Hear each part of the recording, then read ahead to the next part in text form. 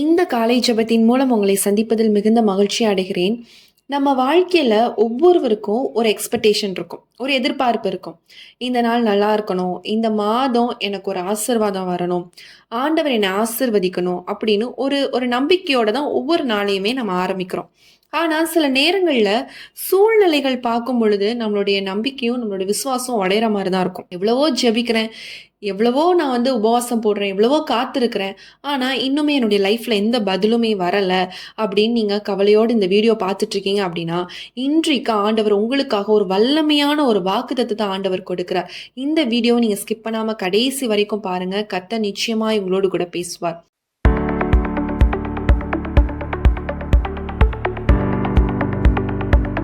நம்ம ஒரு வசனம் வாசிக்கலாம்.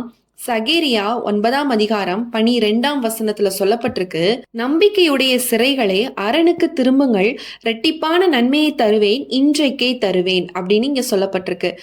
இங்க பாருங்க, சிறைனா கட்டப்பட்ட ஒரு இடம்.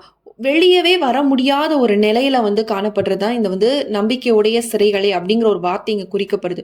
ஒருவேளை நீங்க இன்று ஒரு கடனால நீங்க கட்டப்பட்டிருக்கலாம், ஒரு பயத்தினால கட்டப்பட்டிருக்கலாம், ஒரு வியாதியால கட்டப்பட்டிருக்கலாம், கண்ணீரால கூட நீங்க கட்டப்பட்டிருக்கலாம். நம்பிக்கையுடைய சிறைகளே அப்படின்னு ஆண்டவர் உங்களை அழைக்கிறார். அதாவது கட்டப்பட்ட நிலையில இருந்தாலும் இன்னும் தேவனை விட்டுவிடாத நம்பிக்கையில ஏதோ ஒரு வகையில ஆண்டவர் மேல உங்களுக்கு ஒரு விசுவாசம் இருக்கும். கடன் தலைக்கு மேல இருக்கும். ஆனா ஆண்டவர் ஏதோ ஒரு சூழ்நிலை என்னை காப்பாற்றுவார் அப்படின்னு இருப்பீங்க. அந்த நபர்களாகிய உங்களை பார்த்துதான் நம்பிக்கையுடைய சிறைகளே அப்படின்னு சொல்லி ஆண்டவர் உங்களை அழைக்கிறார். பதில் தாமதமானாலும் இன்னும் ஜெபிக்கிறவங்களா இருப்பீங்க. கதவு மூடப்பட்டாலும் இன்னும் ஆண்டவரை நம்பக்கூடிய நபராக காணப்படுவீங்க. அவர்களை தான் ஆண்டவர் இந்த வசனத்துல பேசுகிறார். அப்படிப்பட்ட நபரை பத்தி தான் ஆண்டவர் இந்த வசனத்துல சொல்றாரு. அடுத்து என்னதான் சொல்றாருன்னு பாருங்க. அரணுக்கு திரும்புங்கள். அரண் என்றால் என்ன? ஒரு பாதுகாப்பு. நம்முடைய அரண் யார்? நம்மளுடைய தேவன். ஏன் தெரியுமா? அவர் தரப்போகிற ஆசீர்வாதம் சாதாரணமான ஆசீர்வாதம் கிடையாது. அடுத்த வார்த்தையில் என்ன தெரியுமா சொல்லப்பட்டிருக்கு? இரட்டிப்பான நன்மை தருவேன், இன்றைக்கே தருவேன் அப்படிங்கறது இங்க சொல்லப்பட்டிருக்கு. இன்றைக்கு நான் உங்களுக்கு இரட்டிப்பான நன்மை தருவேன் அப்படிங்கறத ஆண்டவர் சொல்றார்.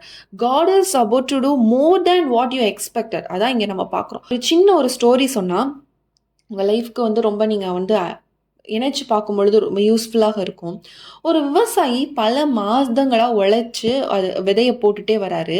ஆனா என்னன்னா மழையே வரல. ஊர்ல இருந்த பல பேர் சொல்றாங்க, இந்த வருடம் எதுவுமே கிடைக்காது அப்படின்னு சொல்லி என்ன பண்ணிட்டாங்கன்னா வயல்ல அந்த போடுற அந்த ப்ராசஸே விட்டுட்டாங்க. ஆனா இந்த விவசாயி மட்டும் தினமும் வயலுக்கு போய் களைகள் எடுக்கிறாரு, நிலத்தை சுத்தமா வைக்கிறாரு. ஆனா மழை என்ன பண்ணீங்கன்னா வரவே இல்லை. ஆனா ஏதோ ஒரு நாள் வரும் அப்படிங்கிற ஒரு நம்பிக்கையில என்ன பண்றாருன்னா அந்த வயலை எப்பவுமே கரெக்ட் பண்ணிக்கிட்டே வந்துட்டு இருக்காரு. சில வாரங்கள் கழித்து என்னாங்கன்னா நல்ல மழை பெய்யுது.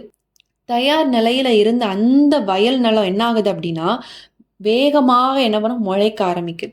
விளைச்சலை கொடுக்க ஆரம்பிக்குது. மற்ற வயல்கள் என்னன்னா அந்த களைகளாக ஏன்னா அதை ஏன்னா விட்டுட்டாங்க. நம்பிக்கை இல்லை, அதனால விட்டுட்டு போயிட்டாங்க. பட் இவர் அதை அந்த நீட் பண்ணி அவர் இடத்த சுத்தமாய் வைத்து அந்த விதைகளை போட்டு வச்சிருந்தனால ஒரு நாள் மழை பெய்யறப்போ அது நல்ல விளைச்சலை கொடுக்கக்கூடிய ஒரு நிலமாக மாறுனுச்சு. ரெட்டிப்பான பலனை கொடுக்கக்கூடிய ஒரு நிலமாக மாறுச்சு. அந்த விவசாயியை மாற்றினது அந்த மழை மட்டும் இல்லை, மழை வருவதுக்கு முன்னாடி இருந்த அந்த ஒரு விசுவாசம் அவருக்குள்ள இருந்தது. பார்த்தீங்களா?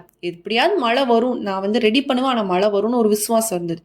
அதுதான் அதே மாதிரிதான் இன்று ஆண்டவர் உங்களிடத்துல சொல்றது. அதான் நம்பிக்கையுடைய சிறைகளை அரணுக்கு திரும்புங்கள். சூழ்நிலையை பார்க்காதீங்க, தேவனை பாருங்க. உங்களுடைய விசுவாசத்தை விட்டுறாதீங்க. ஏன்னா ஆண்டவர் இன்று உங்களுக்கு சொல்லக்கூடிய வாக்குத்தத்தம் என்ன தெரியுமா? ரெட்டிப்பான நன்மை தருவேன், இன்றைக்கே தருவேன் அப்படிங்கிற வாக்குத்தத்தை தான் ஆண்டவர் இன்று உங்களுக்கு சொல்லுகிறார். விசுவாசத்தோடு இந்த வார்த்தையை பிடிச்சுக்கோங்க. இந்த வார்த்தை எனக்காகத்தான். ஆண்டவர் இந்த வார்த்தையை என்கிட்ட தான் பேசுறாரு. என் கூட தான் இந்த வார்த்தையை பேசுறாரு. இந்த வார்த்தையை எனக்கு தான், நான் சுதந்திரித்துக் கொள்ள போறேன். நான் கடன்கிற கட்டுல இருந்தாலும் இன்று ஆண்டவர் விடுவிக்க போகிறார். அதற்கான ஒரு வழியை எனக்கு உண்டு பண்ண போகிறார். நான் ரெட்டிப்பான நன்மையை சுதந்திரித்துக் கொள்ள போகிறேன். நிறைய பேர் எப்படிங்கிற ஒரு வலையில சிக்கிக்கிறோம் தெரியுமா? ஒருத்தருக்கு ஹெல்ப் பண்றதுக்காக வீட்டுக்கு தெரியாம நீங்க கொடுத்துருக்கலாம். இல்ல ஒரு வேலை நான் எனக்கு ரெடி பண்ணி கொடுக்குறேன்னு சொல்லியிருக்காங்க, நான் அதுக்காக அவங்க கிட்ட அமௌண்ட் கொடுத்தேன். பட் ஆனா அவங்க எனக்கு தரல. ஆனா நான் இப்போ ஒரு பெரிய கடன்ல சிக்கிக்கிறேன். இந்த மாதிரி ஒரு கட்டுல தான் நம்ம ஒவ்வொருத்தரும் சிக்கிட்டு இருக்கீங்க. ஆண்டவர் நிச்சயமாக ரெட்டிப்பான நன்மை ஆண்டவர் உங்களுக்கு கொடுக்க போகிறார். இன்றைக்கே தருவேன் என்று சொல்லி ஆண்டவர் உங்களுக்கு ப்ராமிஸ் பண்றாங்க. இந்த நாள்ல ஆண்டவர் உங்களுக்காக ஒரு ஓப்பன் டோர் வைக்க போகிறார். ஒரு புதிய வாசலை ஆண்டவர் திறக்க போகிறார். நம்ம எல்லாரும் கண்களை மூடி ஜெபிக்கலாம். அன்புள்ள இயேசு சுவாமி அப்பா, இந்த நேரத்திலும் கர்த்தாவே அப்பா இணைந்து ஜெபிக்கிற ஒவ்வொருத்தருக்காக ஜெபிக்கிறோம் தகப்பனே. அப்பா ஒவ்வொருத்தருடைய வாழ்க்கையில கர்த்தர் நீர் அற்புதத்தை செய்வீராக. ஆண்டவரே, இந்த வசனத்துல சொல்லப்பட்டது போல நம்பிக்கையுடைய சிறைகளை அரணுக்கு திரும்புங்கள், ரெட்டிப்பான நன்மையை தருவேன், இன்றைக்கே தருவேன் என்று சொன்ன வார்த்தையின்படி, இன்றைக்கே தருவேன் என்று சொன்ன வார்த்தையின்படி. Thank you holy spirit. ஷபலரபரபலரபா. ஆண்டவரே, ஒரு அற்புதம் உண்டாவதாக.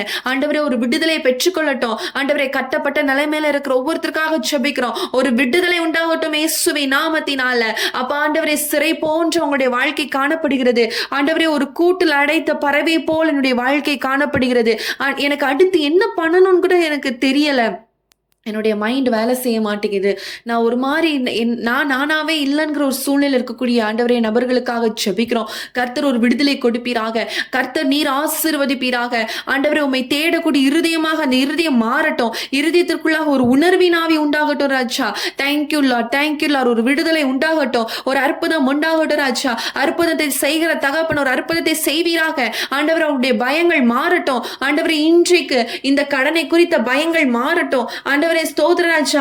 நிறைய ஃபெயிலியர் என் லைஃப்ல பார்த்துட்டேன். தொடர்ந்து எனக்கு ஃபெயிலியர் மட்டும்தான் என் லைஃப்ல வந்துட்டு இருக்கு என்று சொல்லி கவலையோடு ஜெபித்து கொண்டிருக்கிற ஒவ்வொருத்தருக்காக ஜெபிக்கிறோம். இந்த தோல்வியை கர்த்தர் வெற்றியாய் மாற்றுவீராக. ரெட்டிப்பான நன்மையை கொடுப்பீராக.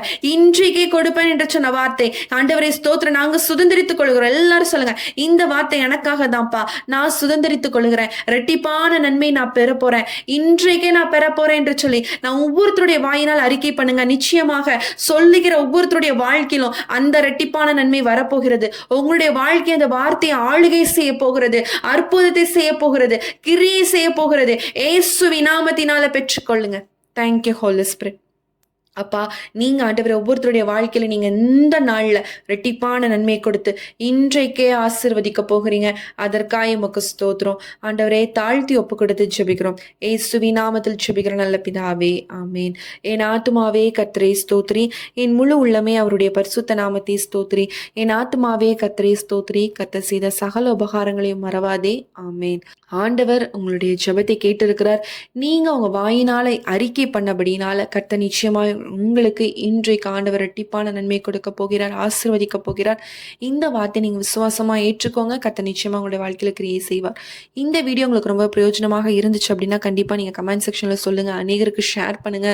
புதுசா பார்த்துட்டு இருக்கீங்கன்னா மறக்காம சப்ஸ்கிரைப் பண்ணிக்கோங்க. நோட்டிபிகேஷன் ஆன் பண்ணிக்கோங்க. உங்களுக்கு ஜெப குறிப்புகள் இருக்கும் அப்படின்னா ஸ்கிரீன்ல தெரியக்கூடிய வாட்ஸ்அப் நம்பருக்கு மெசேஜ் பண்ணுங்க, இல்லைன்னா வாய்ஸ் நோட் பண்ணுங்க. கண்டிப்பா நாங்க உங்களுக்காக ஜெபிக்கிறோம். மீண்டும் உங்களை அடுத்த ஒரு ஜெப வீடியோல சந்திக்கிறேன். கர்த்தர் உங்களை ஆசீர்வதிப்பாராக. ஆமேன்.